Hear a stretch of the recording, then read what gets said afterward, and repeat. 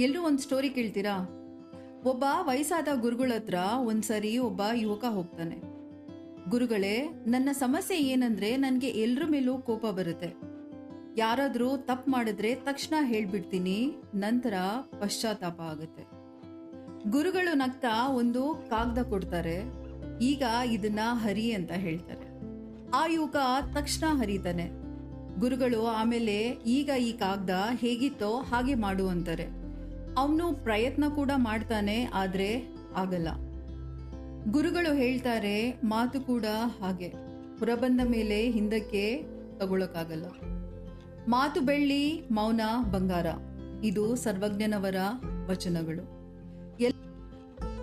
ಎಲ್ಲ ಉತ್ತರ ಮಾತಲ್ಲಿ ಇರೋದಿಲ್ಲ, ಕೆಲವೊಮ್ಮೆ ಮೌನದಲ್ಲಿ ಇರುತ್ತೆ.